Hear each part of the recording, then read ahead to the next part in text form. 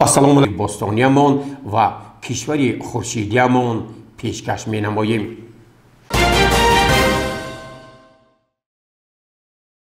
سال روان مردم شریف تاجیکستان با سرفرازی و احساس بلند وطندوستانه و افتخاری بپایان به دولت آزاد و صاحب اختیار و زندگی آسوده و با سعادت جشن 31مین سالگرد تأسیس قوه‌های مسلح جمهوری تاجیکستان را تجلیل نمودند. به این مناسبت در کاخ فرهنگ شهر پنجکند جمع آمد تنتنوی برگزار گردید. جمع آمد تنتنوی به مناسبت 31مین سالگرد روز تأسیس قوه‌های مسلح جمهوری تاجیکستان با صدا دادن سرود ملی جمهوری تاجیکستان آغاز یافت. نماینده مقامات اجرایی حاکمیت دولتی ولایت سوخت پیام تبریکی رئیس ولایت سوخت، معاون اول رئیس مجلس ملی مجلس عالی جمهوری تاجیکستان رجب‌بای احمدزاده را با مناسبت روز تأسیس یابی قوه‌های مسلح جمهوری تاجیکستان ارائه نمود.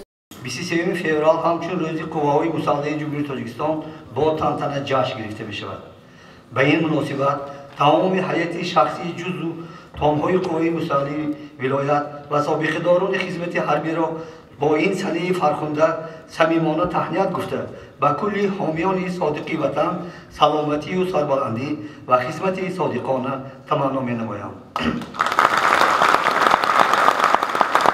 تشکیل قوه‌های مسلح در قطار موفقیت‌های دیگری دوران صاحب استقلال وطن محبوبمان دستاورد مهم دولت‌سازی و تحکیم استقلالی بوده توسط آن حفظ تمامیت حدود دولت و صلح و وحدت ملی امکان‌پذیر گردید. سرفرمانده عالی قوه‌های مسلح جمهوری تاجیکستان ژنرال ارتش محترم امام‌الله رحمان در رابطه با صداقت خدمتچیان حربی قوه‌های مسلح چنین تاکید نمودند: اسفران و سربازان دلیر و شجاع قوه‌های مسلح در سالهای دشوار مخالفت داخلی، قرض وطنداری و رسالت وطن دوستانه خود را اجرا کرده در جاده برقرارسازی ساخت کنستیتوسیونی و به اعتدال آوردن وضعیت در کشور سهم بسا تاریخی گذاشتند. امروز نیز وضع مرکب و ناآرامی منطقه و جهان از جمله تهدید و خطرهای معاصر تروریسم و اکستریسم، قاچاق سلاح و دیگر جنایتکاری‌های متشکل فراملی ما را وادار می‌سازد که در بلند برداشتن اقتدار مدافع مملکت تدبیرهای سریع‌وقتی اندیشیم، زیرا تأمین امنیت دولت و جامعه برابر جان خود دوست داشتن مادر وطن آن را دلیرانه و جوانمردانه حفظ نمودن و صادق بودن به ملت، دولت و مقدسات ملی، وظیفه جانی و قدر فرزندی هر یک اسفر و سرباز، تمام خدمتچیان حربی قوه مسلح، همه کارمندان مقامات حفظ حقوق و هر یک فرد با ننگ و ناموس جامعه می باشد. مقامات اجرایی حاکم دولتی ولایت در پرتو دستور و سفارش‌های اساسگذار اصول وحدت ملی پیشوای ملت پرزیدنت جمهوری تاجیکستان محترم امام‌الله رحمان به بهتر نمودن شرایط بود و باش خدمتچیان حربی و بنیاد انشاءات‌های ضروری توجه خاص ظاهر می‌نمایند. بار دیگر خدمتچیان حربی جزو تام‌های گارنیزون سوخت، مقامات و ساختارهای حربی، سابقه‌داران ساحه، اینچنین تمام همدیاران عزیز را به افتخار سالگرد تأسیس یابی قوه‌های مسلح جمهوری تاجیکستان تبریک و مبارکباد گفته در اجرای وظیفه‌های خدمتی موفقیت و پیروزی‌ها آرزومندم. روز قوه‌های مسلح جمهوری تاجیکستان مبارک. رئیس ولایت سوخت رجب‌بای احمدزاده. سپس رئیس شهر پنجکند خالقزاده عبدالخالق اشتراکچیان را از نام مقامات اجرایی محلی حاکمیت دولتی شهر پنجکند بخشیده به 31مین سالگرد روز تأسیس یابی قوه‌های مسلح جمهوری تاجیکستان تبریک نموده قید کرد که قوه‌های مسلح جمهوری تاجیکستان طی 31 سال سپری شده وظیفه مقدس خود را در نزد خلق و وطن سربلندانه به جا آورده بهر پاس داشتن مرز و بوم کشور، تأمین زندگی خرم و آسایشته مردم، پایداری صلح و وحدت پایدار، امنیت کامل ملی و حفظ و نگهداری دستاوردهای زمان استقلال سهمی بزرگ می‌گذارند. اساسگزار صلح و وحدت ملی پیشوای ملت پرزیدنت جمهوری تاجیکستان، سرفرمانده عالی قوه‌های مسلح جمهوری تاجیکستان ژنرال ارتش محترم امام‌الله رحمان در یک از سخنرانی‌های خود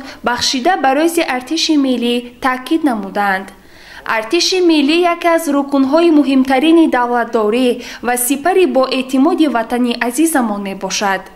قوه‌های مسلح جمهوری و جزءاتم‌های نظامی کشور در نتیجه پشتیبانی‌های همیشگی دولت و حکومت مملکت در ظرف 31 سال به ساختار متشکل حربی تبدیل شدند.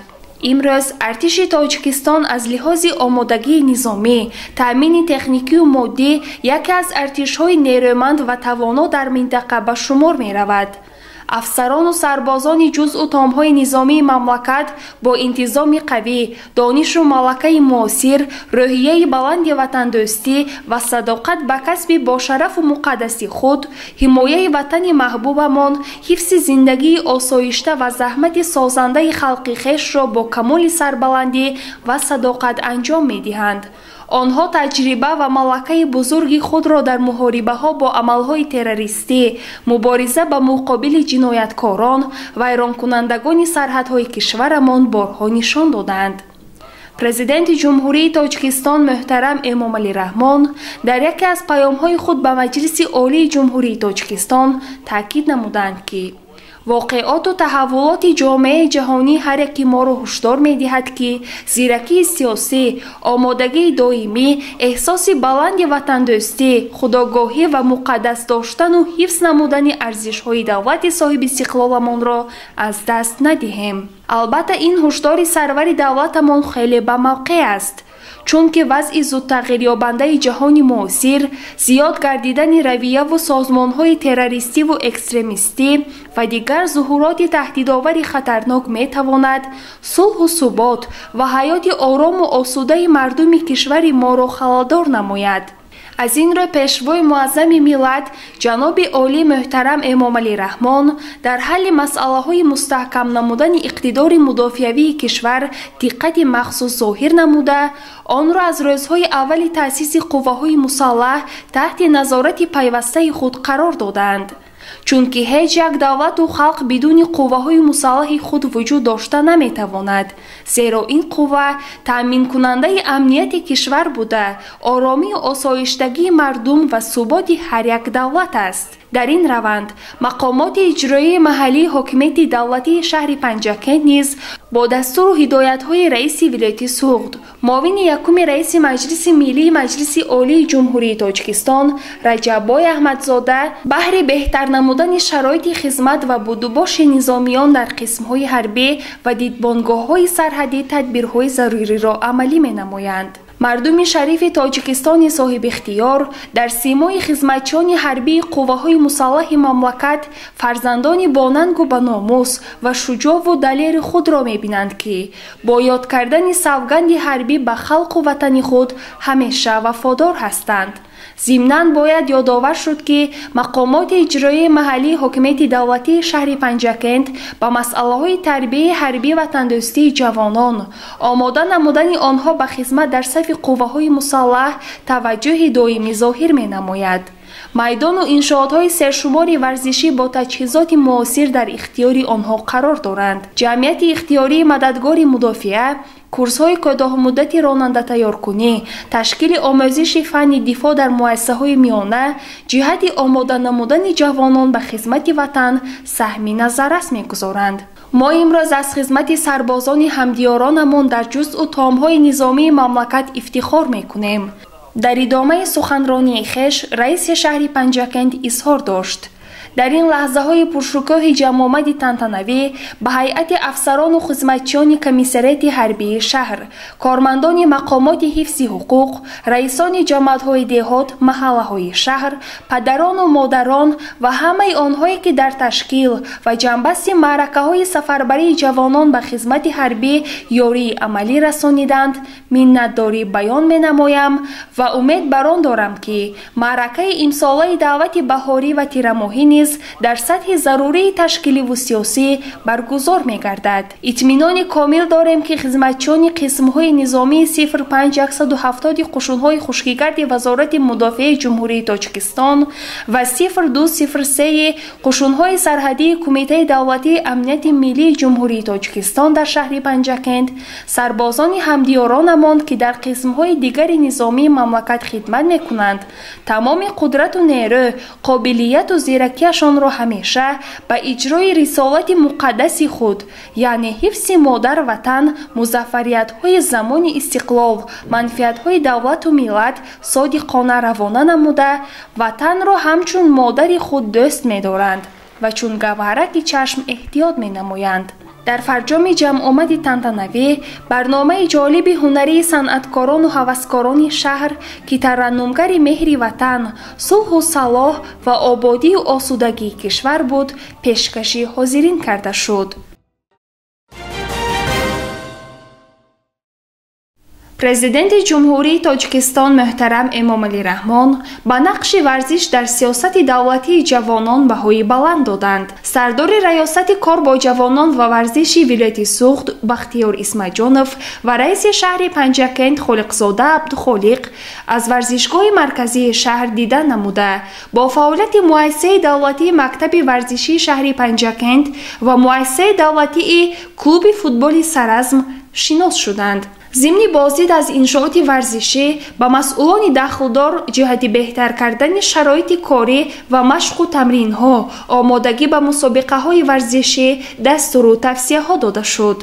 در صحبت سردار ریاست کار با جوانان و ورزش ولایت سوخت قید نمود که در سال 2023 ورزشگران شهر باستانی پنجکند در همه نمود ورزش در مسابقه های ولایتی و جمهوریوی و بین المللی اشتراک فعالانه داشتند و اظهار امید میکنیم که امسال نیز ورزشگران شهر باستانی پنجکند در همه نمود ورزش فعال میشوند و باز هم به دستاوردهای بهتر نائل میگردند. رئیس شهر پنجکند خالقزاده عبدالخالق قید کرد که مقامات اجرایی محلی حاکمیت دولتی شهر پنجکند به رشد ساحه ورزش از جمله رشد فوتبال توجه مخصوص ظاهر می نماید و همیشه ورزشگران را دستگیری می کند و از آنها در اشتراک و غالبیت در مسابقه های ورزشی امیدی کلان دارد. گزارش صبرین اکرم و وشا حسین صالحوف. در تالار خورد مقامات اجرایی محلی حاکمیت دولتی شهر پنجکند جلسه نظارتی نزد رئیس شهر برگزار گردید. نخست در جلسه گزارش کمیسر حربی شهر پنجکند اوید به رفت آمادگی ها به دعوت بهاری جوانان شنیده شده.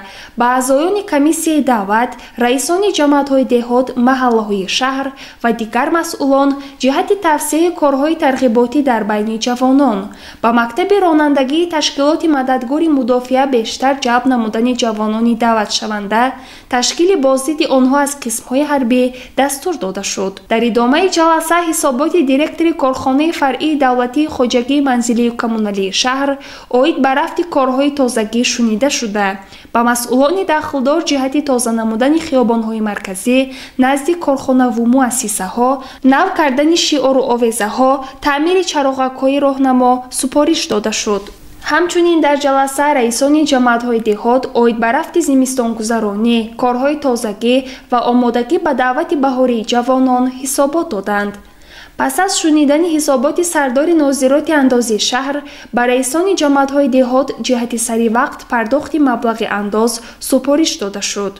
در ادامه جلسه رئیس شهر پنجکند دایر به مسائل زیرین: آمادگی به کشت بهاری، آماده کردن پایگاه‌های آبکشی به موسم بهاری، به راه ماندن کارهای فهماندهی جهت پیشگیری جداشوی عائله‌های جوان، رعایت قانون جمهوری تاجیکستان درباره تنظیم عنعنه و جشن و مراسم ملی، آمادگی برای در سطح بلند فرهنگی تجلیل نمودن 65 سالگی شادروان علیم بابایف و 70 سالگی گرامی داشتی муфаззали аҷамрод, таҷлили рӯзи модар, ҷашни байналмилалии Наврӯз, танзими нарху наво дар бозори марказӣ, бартараф кардани сохтмонҳои худсарона, чароғонкунии ҳамаи биноҳо, ташкили ҳашарҳои тозагӣ ба масъулини дахтор дастуру супоришҳои мушаххас дода шуд. ҷаласаи назоратиро раиси шаҳри Панҷакент Холиқзода Абдухолиқ ҷамъбаст намуда, аз масъулони тамоми соҳаҳо даъват ба амал овард вазифа ва супоришҳоро бо дарки баланди масъулият дар муҳлати муайяншуда иҷро намоянд. гузориши Сабрина Акрам ва Башо Ҳусайн Солиҳов.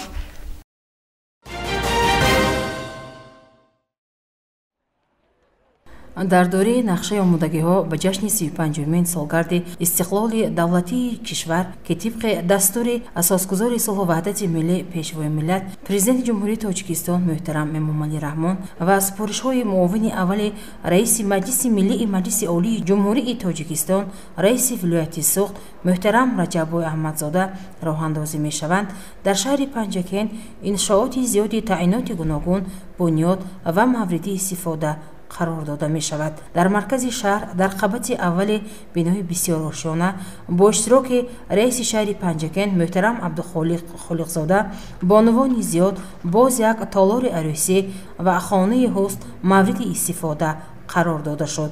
бояд гуфт ки соҳибкор Малика Зоидова ҳамчун зани ороишгар солёни зиёд аст ки барои бонувони шаҳру деҳоти Панҷакент заҳмат кашида кӯшиш менамояд ки ба ҳусни зебои бонувон ҳусну таровати дигаре зам намояд. ӯ маводҳои ороишии баландсифатро ба даст оварда ҳамарӯза аз он бо маҳорати баланди касбӣ истифода мебарад.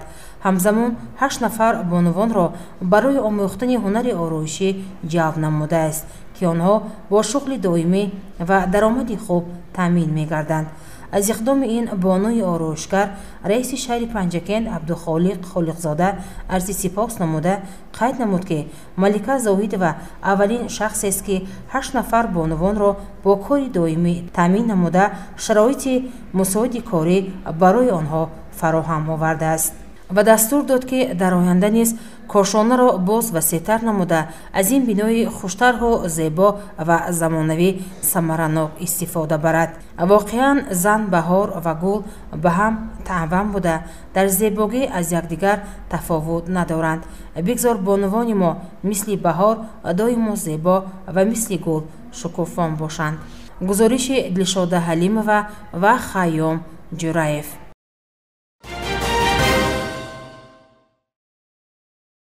бо иқдоми кумитаи иҷроии ҳизби халқии демократии Тоҷикистон дар шаҳри Панҷакент, дар коллеҷи омӯзгории Тоҷикистон дар шаҳри Панҷакент, дар ташкилоти ибтидоии ҳизби Маърифат аз рӯи нақшачорабиниҳо оид ба сазовор истиқбол намудани 30-солагии таъсисёбии ҳизби халқии демократии Тоҷикистон мези мудаввар таҳти унвони занон дар масири бунёдкорӣ баргузор гардид. дар чорабини раиси кумитаи иҷроии ҳизби халқии демократии Тоҷикистон дар шаҳри Панҷакент узви Маҷлиси Миллии Маҷлиси Олии Ҷумҳурии Тоҷикистон Мурод Шукурзода занҳои роҳбар, бонуҳои фаъол, собиқадорони ҳизбию давлатӣ, омӯзгорзанони коллеҷи омӯзгорӣ, ҷавондухтарон, донишҷӯён ва фаъолон иштирок доштанд.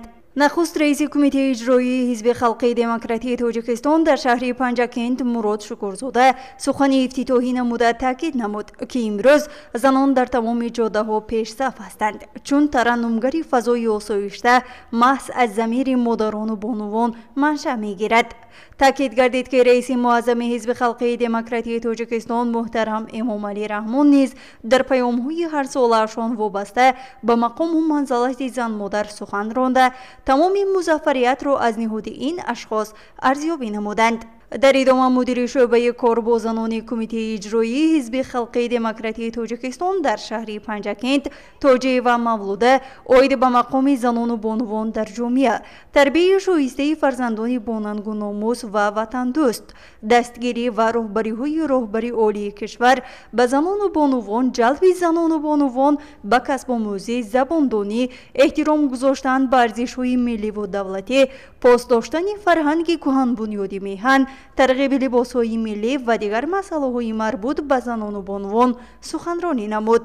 در آخر چندی از اشتراکداران میز مدور سخنرانی کرده ابراز داشتند که ما زنان باید در تمام ساحه‌ها فعالیت گسترده نماییم، چون حکومت مملکت تمام شرایط‌ها را برای ما مهیا کرده است. باید به باوری پیشوای ملت سزاوار باشیم. چون این میزهای مدور باشد در شهر و دهات پنجکند از جانب حزب خلقی دموکراتی تاجیکستان در شهر ادامه دارد. گزارش مرتبه رحمان و شهباز قربانوف.